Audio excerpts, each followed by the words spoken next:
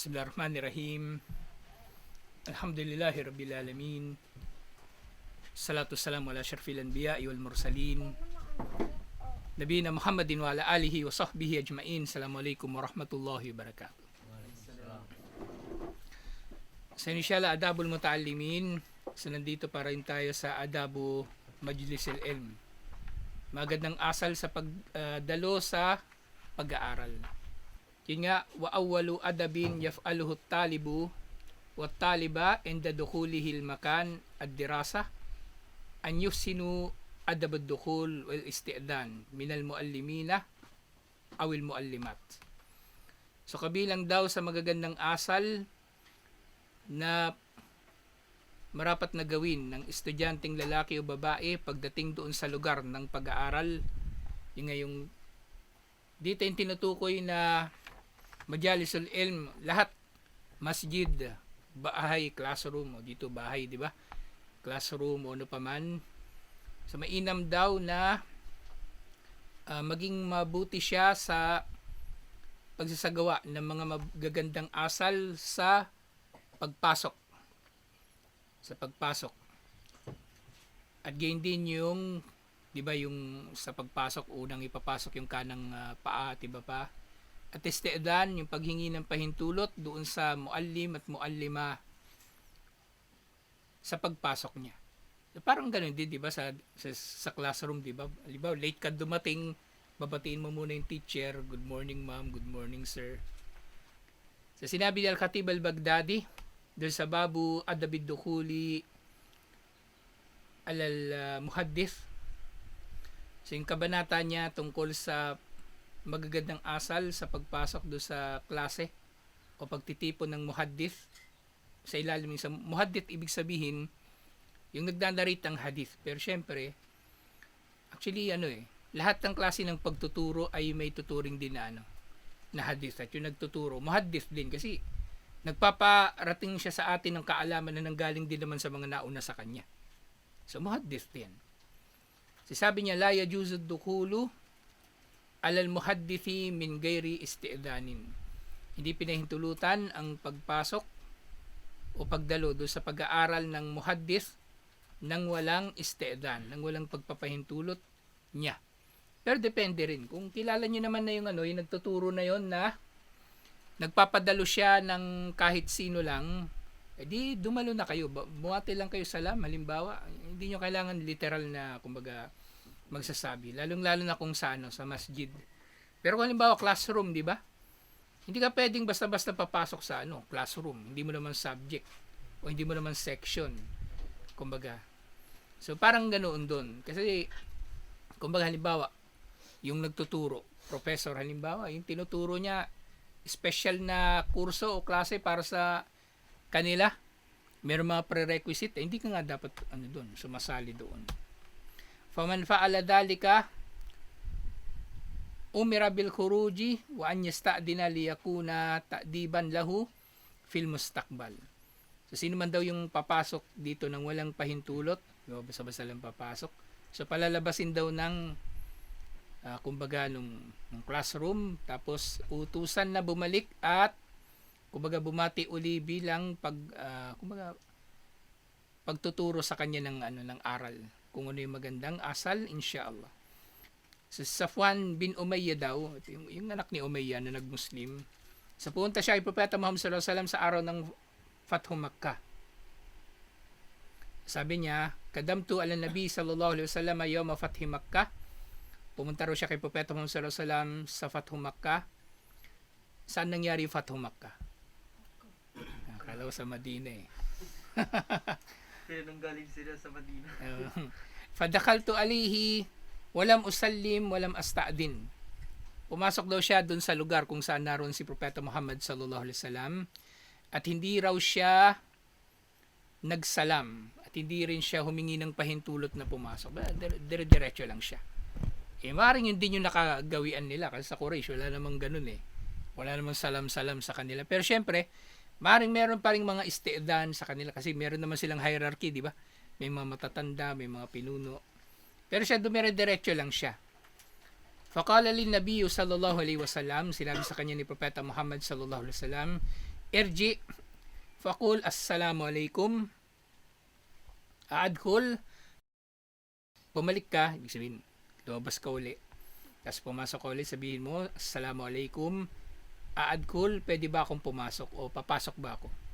Iniulat ito ni na Imam Ahmad, Abu Dawud at Tirmidhi. At muli mula naman kay Jabir bin Abdullah radiyallahu anhuma, qala Rasulullah sallallahu alaihi wasallam, man lam yabda bis salami fala ta'danu lahu. Sino man ang hindi magsimula ng salam ay wag ninyong pahintulutan. Huwag ninyong pahintulutan na pumasok sa mga pag-aaral.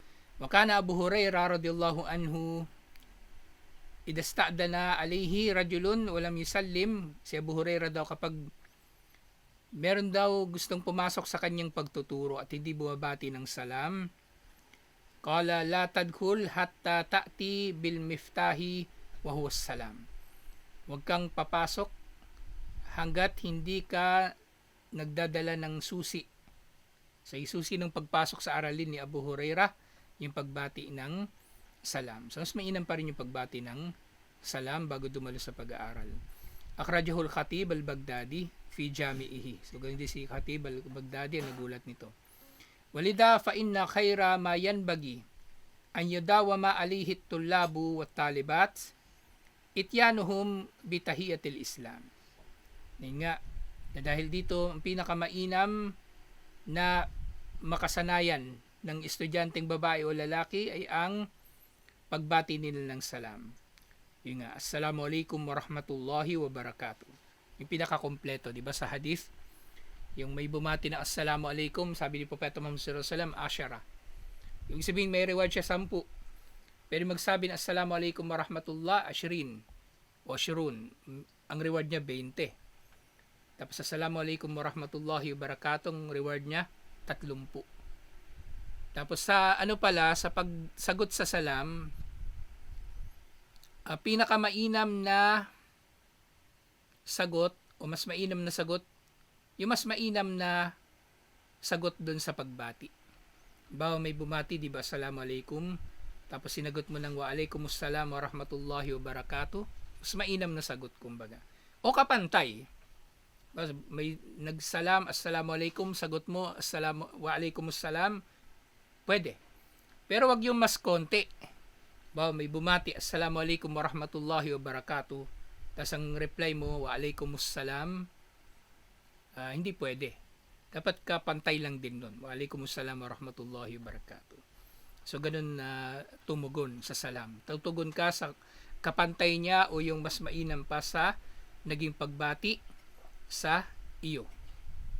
Fayaquluha ma'awalidihim wa akaribihim wa ustadat wa asatidatihim wa asdikaihim wa ma'akulli muslimin arafahu aw lam ya'rifu. So ito ay sasabihin nila inshallah sa kanilang mga magulang, kamag-anak, babatiin nilang kanilang mga magulang, kamag-anak, tagapagturo, kaibigan, at sino mang Muslim na nakikilala o hindi nakikilala. Waman hayahum biha fal yujibu. Sino man ang batiin nito ay marapat nga na sumagot. Fardu kifaya ang pagbati ng salam at fardu ain. Ayun, hindi pala. Sunnah ang pagbati ng salam, sunnah ang pagbati ng salam at fardu kifaya ang pagsagot sa salam. Fard lang pala. Ayusin natin pagkakasabi. Pagbati ng salam sunnah. Kapag binati ka, wajib. Ngayon kung magkakasama kayo, doon magiging fardu kifaya. Kumbaga yung pagbati o kumbaga pag-reply sa salam. Yung pag-reply sa salam magiging fardu kifaya kung marami kayo na magkakasama, inshallah. Ngayon, meron sinabi si Allah, may karugtong pa pala. Fal yujibu bimithliha aw bikayrin minha. Ito yung sinasabi ko pala kanina. So, dapat yung tugon kapag binati kayo ng salam, tumugon kayo ng mas mainam pa rito o katulad nito. So, binati kayo assalamu alaikum, sagot mo wa alaikumussalam. Binati ka ng assalamu alaikum wa rahmatullah, tugon mo, walaikumussalam wa rahmatullahi wa barakatuh, pwede. Wag lang yung mas mababa. So ito yung dalil dito, sinabi ni Allah, wa idha huyitum bi tahiyatin fahayyu bi ahsanin minha aw rudduha. Kapag kayo ay binati ng pagbati, yung salam ang tinutukoy dito, bumati rin kayo na mas mainam pa rito o tugunin ninyo ito ng parehong pagbati. Inna Allah kana ala kulli shay'in hasiba. Tunay na si Allah sa lahat ng bagay ay nagtutuos. Kasi kahit yung salam, di ba, meron ng iba-ibang antas ng reward, inshallah.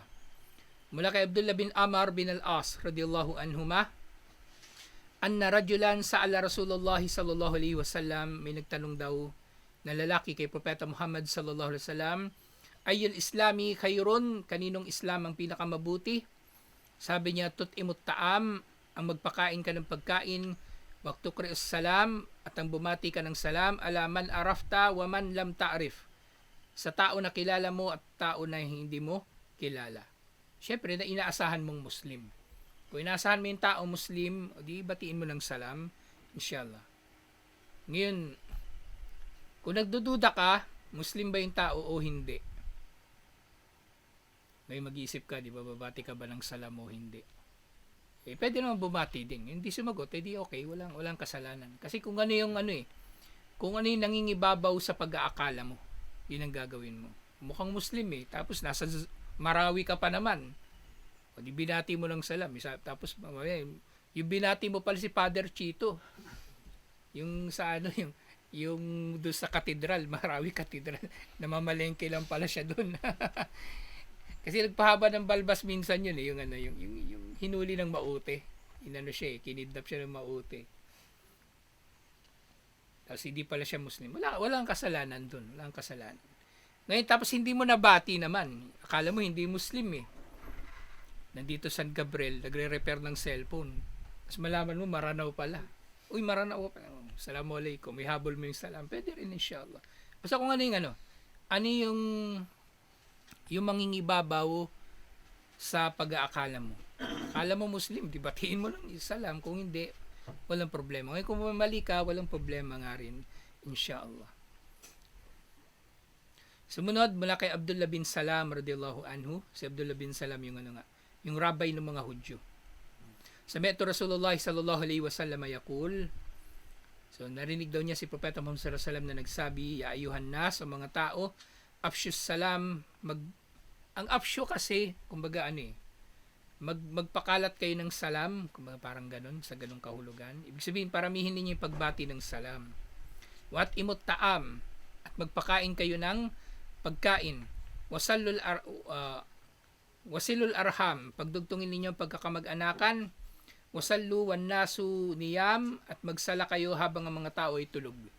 Ibig sabihin magtahajjud kayo. Tadkhulul jannata bisalamin. At kapag ginawa ninyo ito, inshallah, ipapasok kayo sa paraiso ng mapayapa. Kung nakagawian nyo ang mga ito.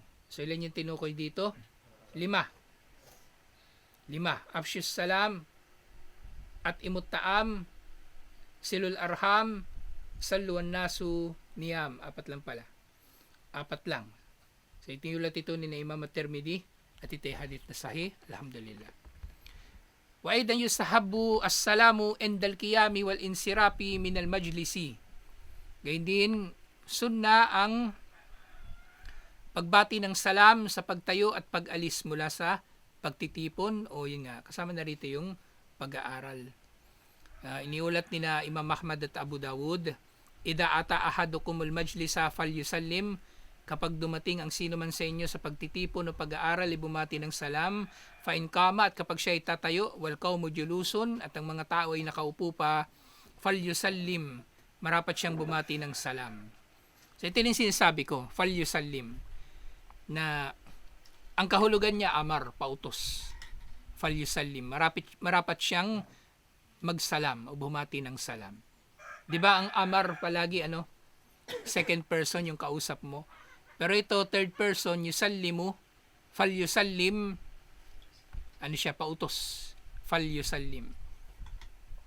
Fa innal aula laysat bi ahakkin min al akhirah.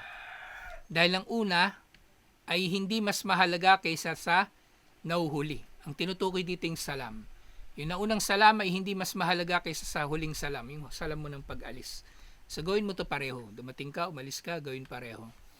Wayan bagi andad dukhuli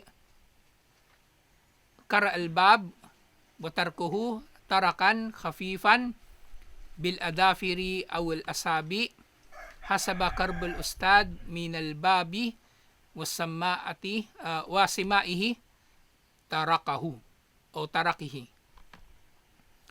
Gayun din, mainam din yung pagkatok. Sa pagkatok ng hindi lang malakas na yung ano lang, katamtaman lang na maririnig. Hindi naman sobrang hina. Alala ko tong kambal kumatok minsan eh. Parang nagdududa tuloy ako, ano ba yung narinig ko? Daga ba yun na naglalakad sa kisame o ano ba? Yung pala kumakatok siya. Namatay na pala yung nanay ni Umusaad. Sino ba sa inyo kumatok nun? Nagtuturoan na kayo ah. Hindi nyo maalala.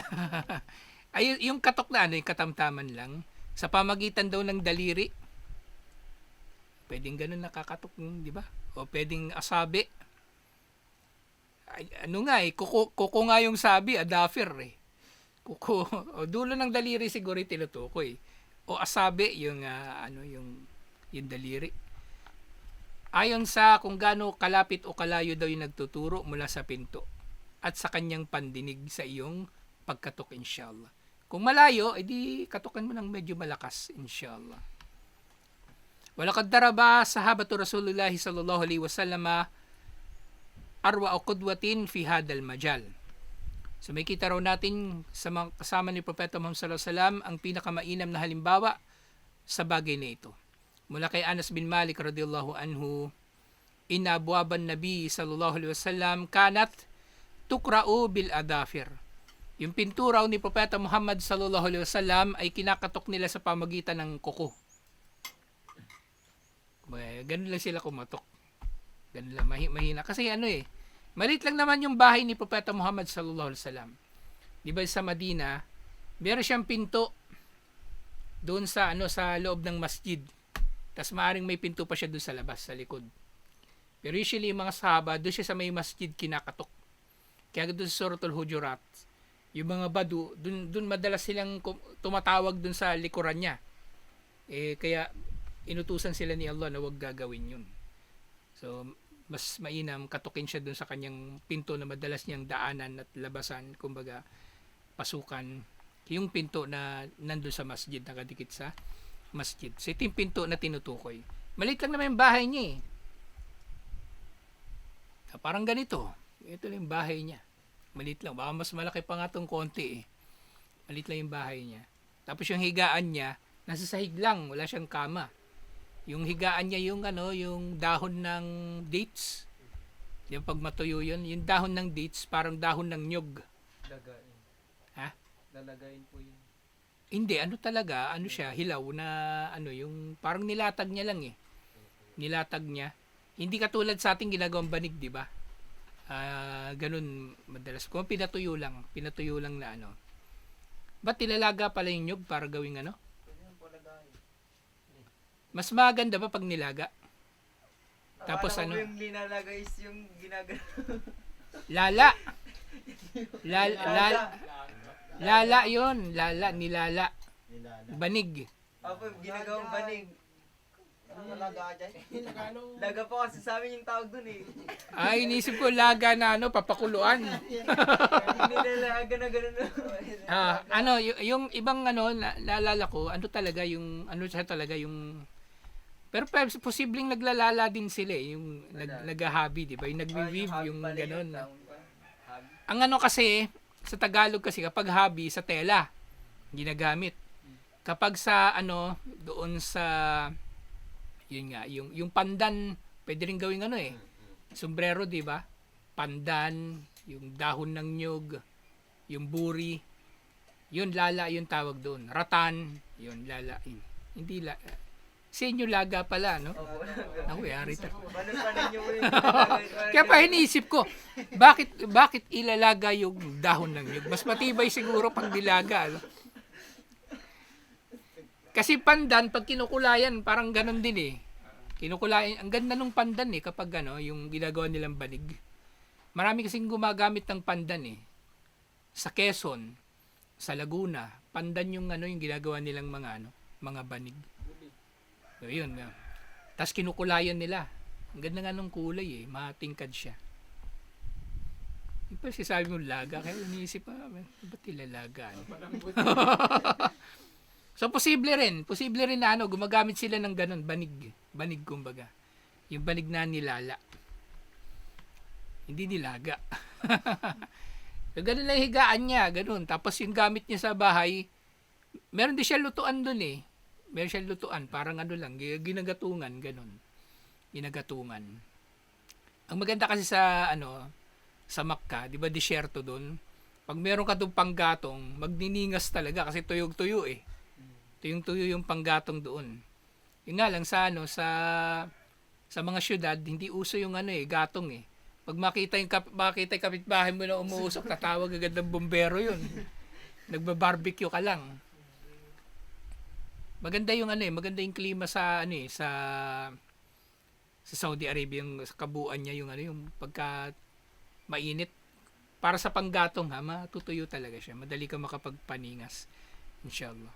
Mas gusto ko pa nga sa Saudi yung pag tag-init eh. Kaysa taglamig. Kasi pag tag-init, sumilong ka lang, malalamigan ka na. Eh, yung taglamig, kahit anong suot mo sa tatlong kumot. Tatlong kumot. Humiga ka sa ilalim ng kama. Nakamas pa, nakatas. Nakamas pa ako. Riyadh pa yun Eh, paano pa yung lugar na nag-yelo talaga? Tapos Pajar. Minsan yung Pajar doon, wala pang alas 4. Maaga-maaga talaga. Lalabas ka Kaya pag lumalabas ako doon, yung naka-shorts na ako, may pajama ako, tapos meron pa ako isa pang pantalon na waterproof. Nakatumpa. Yung mga rabong, kumot ang dala. Kumot talaga, Tapos meron silang magandang jacket. Yung fleece, yung balahibo ng tupa talaga. Yun, mainit talaga sa katawan yun. Meron silang ganung balabal eh. Meron silang ganung balabal. Binabalot nila sa katawan nila. Mga Pakistani naman, kumot talaga. Kumot. Mahirap din talaga yung malamig. Hindi rin kaya dito sa Pilipinas, katamtaman pa tong klima natin eh. Pero pag yung maranasan yung malamig, mahirap. Mahirap magsabuhay ng relihiyon sa lugar na malamig. Compare sa mainit. Magwudu ka, di ba? At least 5 beses araw-araw. Kaya nga yung may hadith, di ba, yung wudu and al-makari. Tinutukoy doon yung wudu kahit mahirap ito sa'yo. Diba, lagi ka nagbuwudu kahit mahirap. So, yun, may mas malaking reward, inshallah. May mas malaking reward. So, nga ito, iniulat ito ni Imam al-Bukhari. So, ganun sila kumatok. Doon sa kanyang kitab, sa Adabul Mufrad.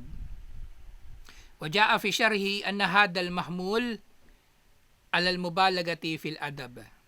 Sa mga sahaba, kumbaga, yung mga magagandang asal, kumbaga, ginagawa nila ng mahigit pa sa inaasahan sa kanila, yung mubalaga.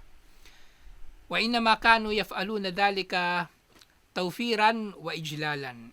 O tawkiran wa ijlalan. Ginagawa nila ito lalong-lalo na para kay Propeta Muhammad sallallahu alaihi wasallam bilang pagmamahal at pagpaparangal sa kanya. Pero kung sa kanilang pangkaraniwang sahaba, ganun din naman sila. Ganun din. Pare-pareho sila ng kumbaga magagalang sa isa't isa. Wa huwa hasanun liman karob. Sa mainam ito sa yung tao na inasahan mo malapit lang sa kanyang pinto. Yung maliit yung bahay ni Propeta Muhammad sallallahu alaihi wasallam, hindi mo kailangan kumatok ng malakas. Amma man baud anil bab bihaytu la yasma'u sawtal qara bildufor falyustahabbu an yukra'a bima fawqa dhalika bihasabihi. Ay kung inasahan mo na yung kinakatok mo malayo sa pinto, diba? Hindi kumatok ka ng malakas, inshallah. Diba? Yung bahay, diba? May gate. Tapos yung bahay nandun pa. Tapos yung bahay may pinto pa, puro salamin. Paano mo kakatokin yun? Hindi ko... Kakatok ka ng malakas, inshallah. Katok ka ng malakas, walang problema naman. Alhamdulillah. So, ito yung ilan sa mga adab, magandang asal para sa mga mag-aaral, inshallah, sa pagdalo, sa pagkatok. Alhamdulillah, na, kumbaga, mainam na, maisabuhay. Hindi lang sa pwede ito sa bahay lang. Uwi ka ng bahay, inshallah. O may dadalawin ka at sa iba't iba pang mga lugar. Hindi dire-diretso ka. Papunta kay mayor. O, katok ka muna, bumati ka, inshallah. Hindi dire-diretso ka lang, mayor. Hindi ganon. Dire na, kumbaga, ang madalas may ugali kasi na ganon nung panahon ni Propeta Muhammad sallallahu alaihi wasallam, yung tinatawag ng mga badu. Yung mga taong disyerto. Sin magaspang yung ugali nila eh. Kung dito sa atin sa Pilipinas, yung tawag nila, ugaling squatter, ugaling taga-bundok. Pero hindi rin naman lahat eh. May squatter nga, mas magalang pa eh. May taga-bundok, mas mas pino pa yung ugali. Depende rin, inshallah. Tuloy natin ito, inshallah. Assalamualaikum warahmatullahi wabarakatuh.